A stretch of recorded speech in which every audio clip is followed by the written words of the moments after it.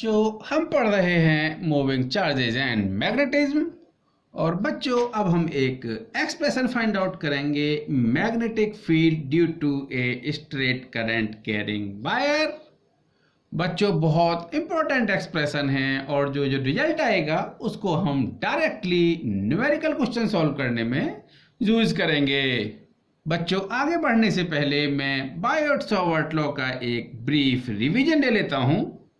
बच्चों Biot-Savart law के according ये हमारा कोई करंट कैरिंग कंडक्टिंग वायर है जिसमें आई करंट फ्लो हो रही है और इस वायर पर एक स्मॉल लेंथ सेगमेंट जिसकी की लेंथ dl है, ये कोई सेगमेंट है और इस स्मॉल लेंथ एलिमेंट की वजह से हमें कोई पॉइंट P पर मैग्नेटिक फील्ड की वैल्यू फाइंड आउट करनी थी और उसके लिए बायोट-सावर्ट लॉ से एक्सप्रेशन जो था वो आपका कुछ इस तरह से था dB that is the value of magnetic field at point P due to this small length element dl, so that equal to mu naught upon 4 pi dl cross r upon r cube, where dl is the vector quantity, where the dl is the magnitude of this vector quantity and the direction of this vector quantity yani direction of this dl will be in the direction of the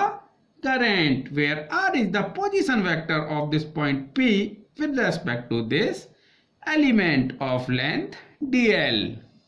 और बच्चों जहां पर r जो है ये इस vector का magnitude है।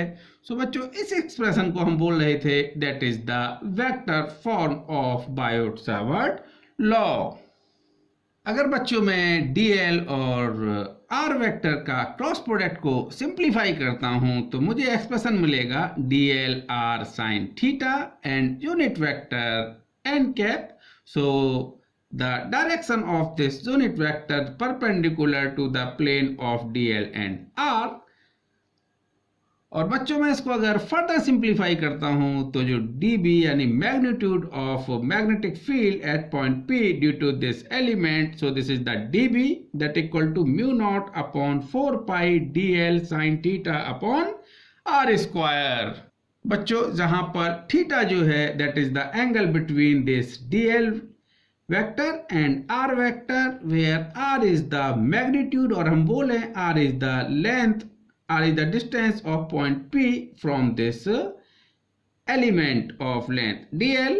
तो बच्चों इसको ध्यान रखना है आपको, मैं इसी एक्सप्रेशन को अब बार बार यूज करने जा रहा हूं। बच्चों कंसीडर करते हैं कि ये कोई करंट कैरिंग वायर AB है और इस स्ट्रेट वायर AB में I एम्पियर की करंट फ्लो हो रही है। बच्चों इस वायर से परपेंडिकुलर डिस्टेंस D पर ये कोई पॉइंट P है जहां पर कि मुझे इस करंट कैरिंग वायर की वजह से मैग्नेटिक फील्ड की वैल्यू फाइंड आउट करनी है। बच्चों इस वायर का एक एंड इस पॉइंट P पर θ1 एंगल सस्टेन करता है और बच्चों इस वायर का दूसरा एंड इस पॉइंट P पर θ2 एंगल सब्सटेंड करता है। तो बच्चों जो मुझे रिजल्ट फाइंड आउट करना है वो रिजल्ट मुझे θ1 θ2 और D की फॉर्म में फाइंड आउट करना है। बच्चों मैंने इस पॉइंट O से y डिस्टेंस पर इस वायर पर एक स्मॉल एलिमेंट कंसीडर किया जिसकी की लेंथ आपकी dy है और कंसीडर किया कि बच्चों ये पॉइंट Q है और dy एक बहुत छोटा एलिमेंट है यानी dy एक बहुत छोटी क्वांटिटी है और कंसीडर करते हैं कि दिस QP जो है वो R के इक्वल है एंड एंगल OQP ये मैंने बच्चों थीटा कंसीडर किया और बच्चों एंगल OPQ को मैंने फाई कंसीडर किया। तो बच्चों मैंने कंसीडर किया angle OQP that is the OQP that is the theta, QP this separation that is the R and OP this is the D। तो बच्चों by Biot-Savart law magnetic field at point P due to this small element of length dy, so मैं बच्चों magnitude की बात कर रहा हूं, तो this D B equal to mu naught upon 4 pi I dy and sine of this angle. So this is the sine theta upon qp. So this is the r. So square of this r. So this is the r square. Consider किया कि ये बच्चों आपकी first equation है। अब बच्चों जो little mathematics use होने वाला है मैं उसको साइड में कैलकुलेट कर रहा हूं। तो बच्चों in triangle O Q P, so बच्चों दिस एंगल इज 90 डिग्री, यानी angle Q O P 90 degree. So angle theta plus phi that equal to 90 degree या pi by 2। So from here this theta equal to pi by 2 minus phi। अब बच्चों मैं इस sine theta को phi के term में लिखने की कोशिश कर रहा हूं। तो sine theta that equal to sine theta के प्लेस पर लिख सकते हैं हम पाई बाई 2 माइनस फाई। और बच्चों हमें पता है sine pi by 2 minus theta या sine pi by 2 minus phi की वैल्यू आपकी कॉस फाई के इक्वल होगी। जाने बच्चों ये साइन थीटा की जो वैल्यू है ये कॉस फाई के इक्वल होगी। ना बच्चों in triangle O Q P, so हम लिख सकते हैं cos of phi. So cos phi that equal to base upon hypotenuse. So base is d and this hypotenuse that is the r. So लिख सकते हैं हम इसको d upon r. So from here this r equal to d upon cos phi. So from here this r equal to d sec phi। जाने बच्चों मुझे इस result को भी यूज करना है।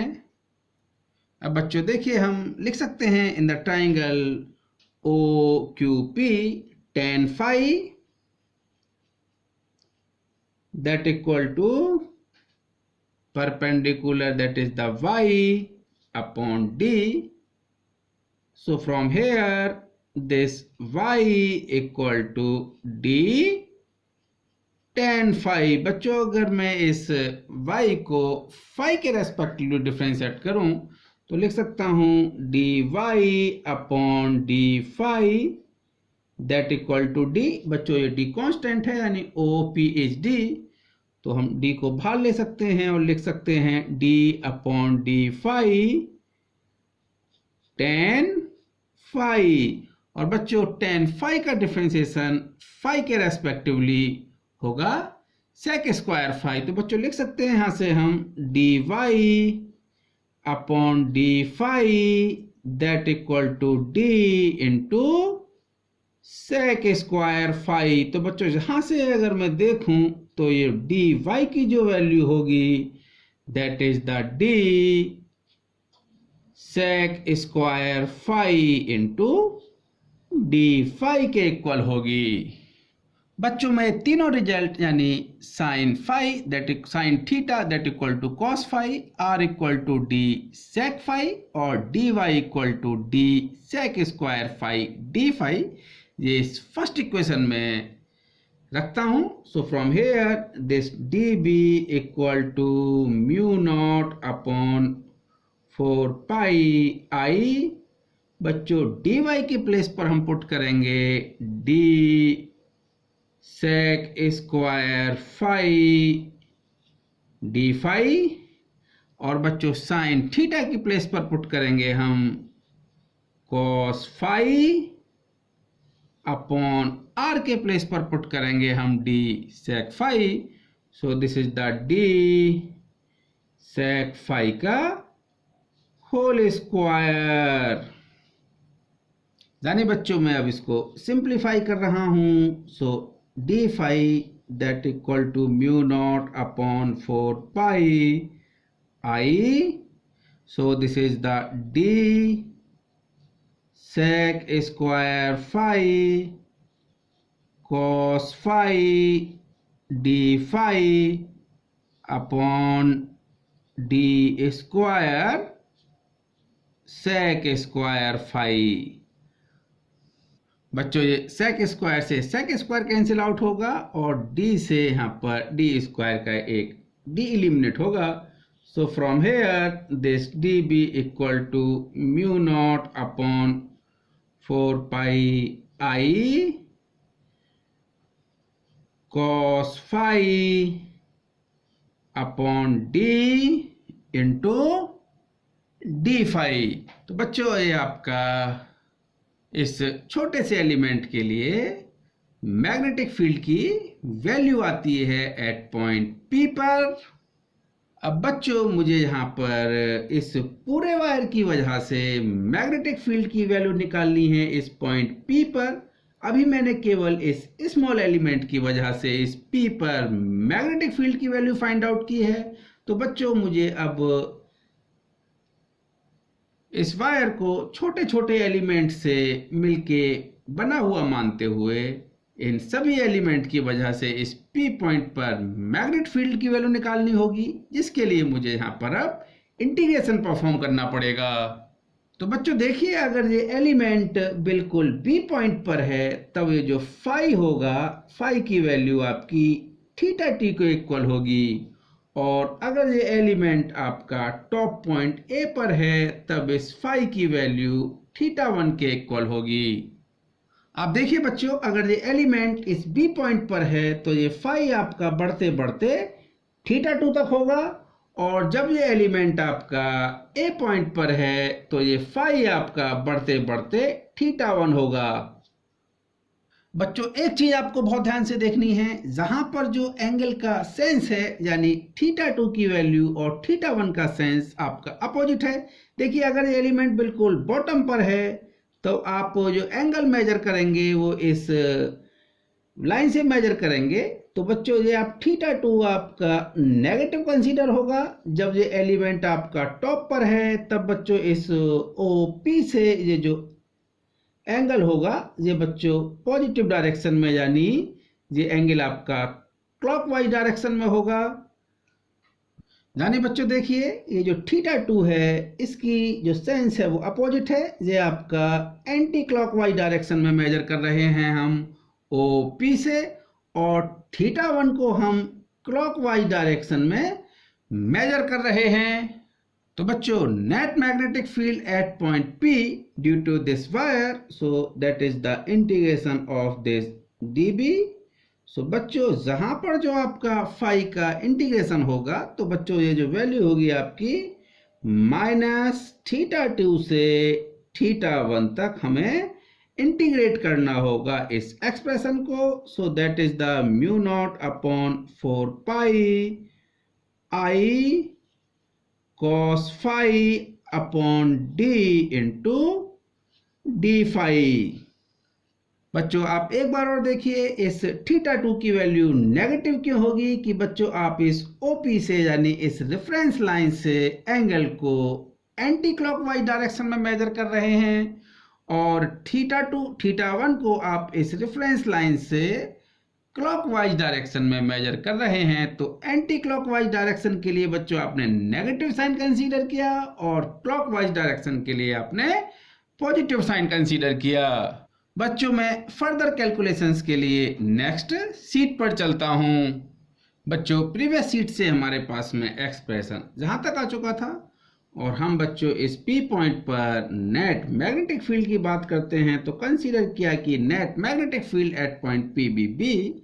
सो बच्चों कांस्टेंट टर्म्स को हम इंटीग्रेशन साइन से बाहर ले सकते हैं। So mu naught upon 4 pi i upon d are the constant.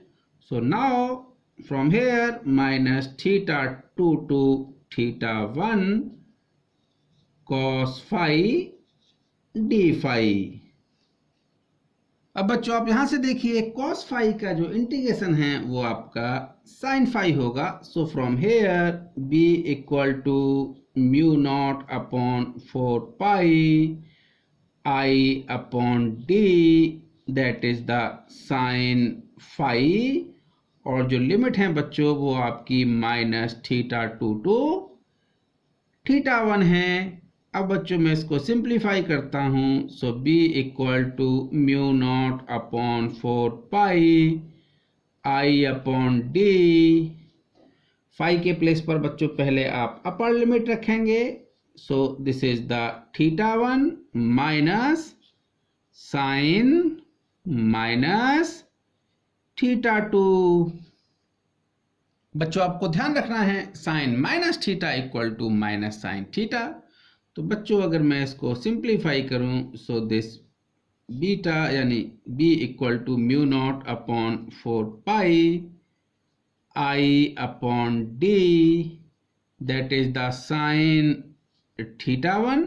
और बच्चों साइन माइनस थीटा की वैल्यू आपकी माइनस साइन थीटा के इक्वल है, तो बच्चों साइन माइनस θ2 को हम माइनस साइन θ2 लिख सकते हैं, और माइनस से फिर माइनस की मल्टीप्लाई होगी तो बच्चों यहाँ पर आपका प्लस साइन आएगा। So this is the sine θ1 plus sine θ2। तो बच्चों ये आपका रिजल्ट है, यानी इस करंट कैरिंग कंडक्टिंग वायर की वजह से जिसमें कि I करंट फ्लो हो रही है, इस पॉइंट P पर मैग्नेटिक फील्ड के लिए एक्सप्रेशन है μ0/4 pi I upon D sine θ1 plus sine θ2।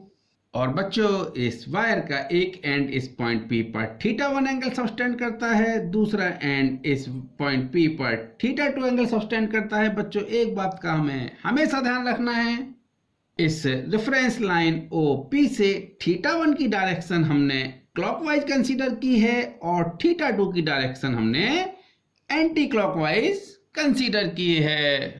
तो बच्चों इस रिजल्ट को हम ध्यान रखेंगे, और इस रिजल्ट के एप्लीकेशंस पर बहुत सारी न्यूमेरिकल क्वेश्चंस आपके बोर्ड एग्जाम में आए हैं, और इसकी मैं आपको प्रैक्टिस भी कराऊंगा।